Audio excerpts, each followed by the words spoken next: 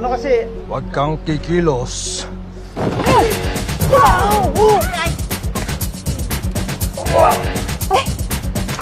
Bilis! Tignan ko to! Tonyo! Tonyo! Sorry! Ano ka ba? Ano ba ginagawa mo? Ano nangyari? Bakit? Ayan. Magpo-propose dapat ako sa'yo eh. Tututukan kitang ganon. Harap ka sa akin, pagharap mo. Palud na ako.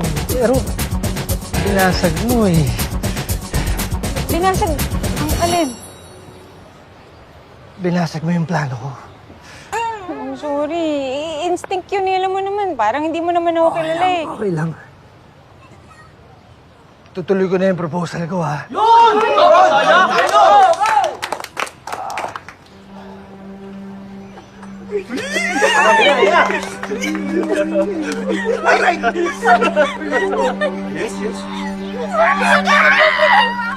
Papi,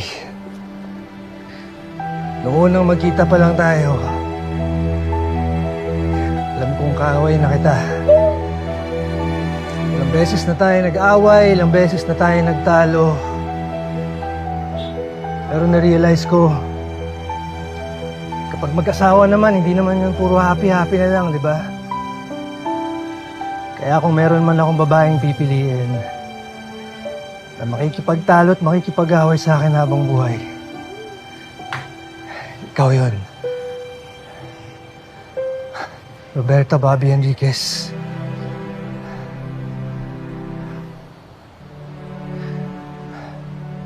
Will you marry me?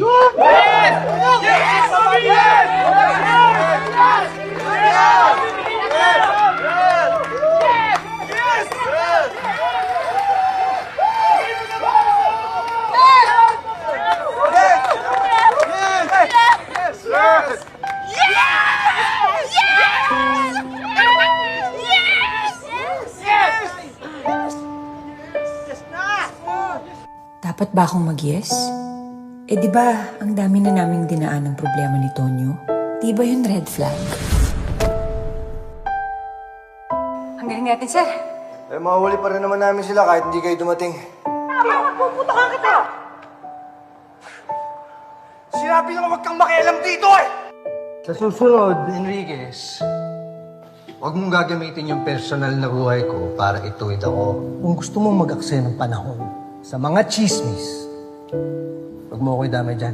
Apat yan ha? Tatlo sa akin, isa sa'yo. Sir, ang tayo niyo naman. Tigdalawa tayo. Saan ka nang galing kanina, sir? Bakit ko sasabihin sa'yo? Nanay ba kita? Dito mo lang naman nalaman na kapatid mo siya eh. O di ikaw na. Ikaw na magaling. Oo nga pala. Hindi ka pala pwedeng magkamali dahil ikaw ang pinakamagaling. Wala akong ibang interes, kundi sarili ko.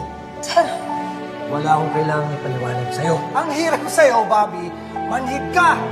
Alam mo kung sino kang magaling. Bigla mo naging paborito yung cinnamon roll. Kakasabi mo lang kanina, hindi ka kumakain nun. ayun. Ay, di lumabas din yung totoo. Na yung cinnamon roll yung issue mo. Bobby. Babihin mo yung mukha mo. Sanay naman ako maging single. Nandiyan naman yung mga kaibigan ko. Oo, lalaya na ka.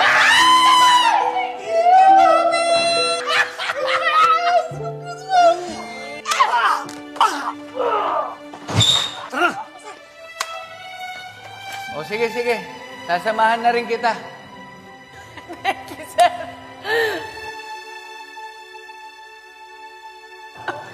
Oh, ayan ha. May unang remembrance ka na. Congratulations.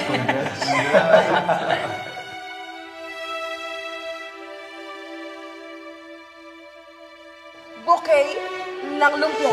Tsaka nagpapa-order rin ako ng buko. Malaki talagang tiwala ko sa inyo dalawa ni Sir Tony. Beses yun na ako niligtas eh. Ngayon ako naman. Isang maganda ko na magandang pinibini. Meron kaming bouquet. Itawag ka. Higit sa lahat, nandito naman ang lola at ang kapatid ko. She's my half-sister. Ang akong maganda. Sa lola. Kaya dapat nga ba ako mag-yes? Kailangan ko pa ba si Tonyo? Or okay na ako na wala siya?